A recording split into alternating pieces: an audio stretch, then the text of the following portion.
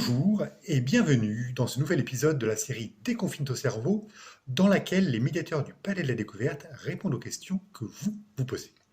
Je m'appelle Jacques Petitpré, médiateur en physique au Palais de la Découverte, et aujourd'hui nous allons parler de chaleur, de froid, de température. Et commençons avec une température dont on entend parfois parler, mais dont on ne sait pas forcément ce qu'elle représente.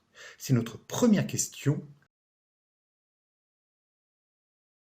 Le zéro absolu, c'est la température la plus basse imaginable. Le plus froid du froid du froid. Tout d'abord, qu'est-ce que la température? Que mesure-t-on quand on mesure la température d'un corps? Les molécules, les atomes qui composent un corps sont en permanence agités. Même quand ils ne se déplacent pas les uns par rapport aux autres, ils vont vibrer autour de leur position. Eh bien, la température est une mesure de l'énergie due à cette agitation.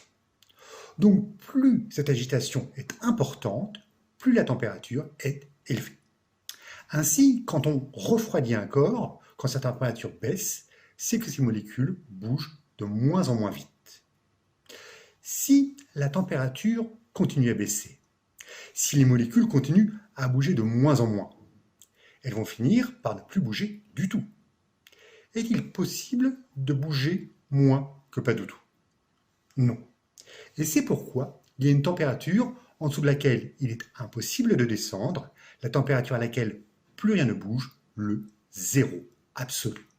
Il se situe aux alentours de moins 273 degrés Celsius.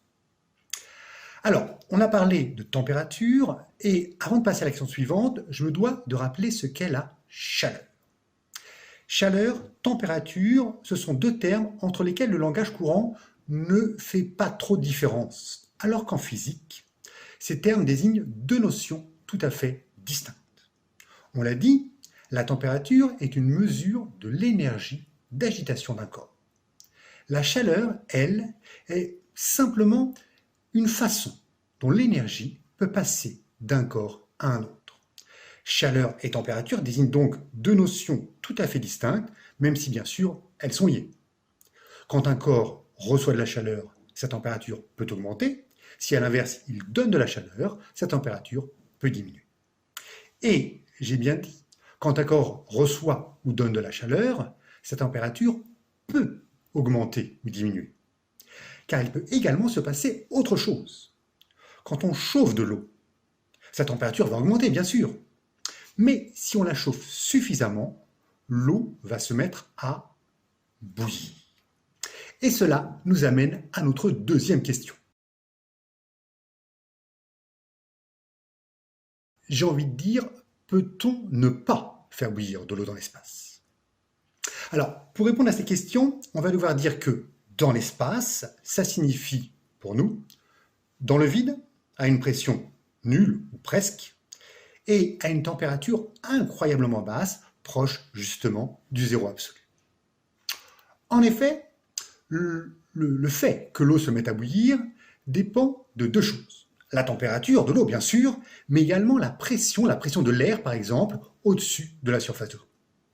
L'idée est la suivante. Plus la pression au-dessus de la surface de l'eau est importante, et plus l'eau aura du mal à bouillir. Il faudra donc la monter à une température plus élevée pour qu'elle puisse se mettre à bouillir. C'est ce qui se passe par exemple dans une cocotte minute où la pression est environ 2 fois supérieure à la pression ambiante. C'est ça qui fait que l'eau dans une cocotte minute ne bout pas à 100 degrés, mais aux alentours de 120. Et c'est pour ça que ça cuit si vite. A l'inverse, quand la pression au-dessus de l'eau est faible, l'eau va pouvoir bouillir plus facilement et donc à des températures moins élevées. C'est ce qui se passe quand on s'élève en altitude, par exemple.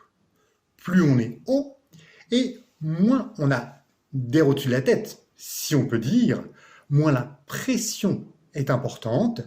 L'eau va donc pouvoir bouillir à des températures de plus en plus basses à mesure que l'on monte. Au niveau de la mer, on le sait, l'eau bout à 100 degrés.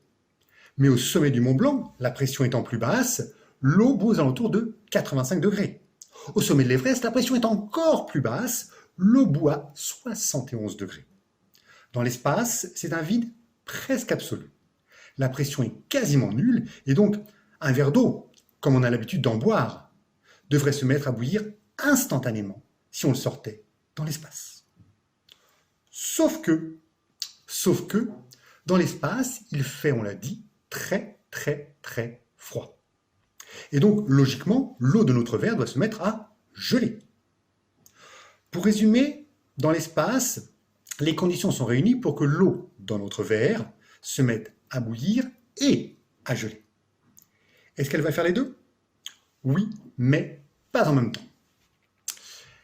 Elle va d'abord se mettre à bouillir très violemment, et juste après, la vapeur va se condenser pour former un véritable nuage de cristaux de glace. Alors, c'est un phénomène qui a été de nombreuses fois observé par les spationautes quand leur urine est expulsée dans l'espace. Il paraît que c'est un spectacle magnifique. Rassurez-vous, on peut observer un phénomène qui s'approche de celui qu'on vient de décrire sur Terre. Un jour d'hiver très froid, aux alentours de moins 30 degrés. Jetez en l'air de l'eau bouillante et il se formera, comme on vient de le décrire, un magnifique nuage de glace.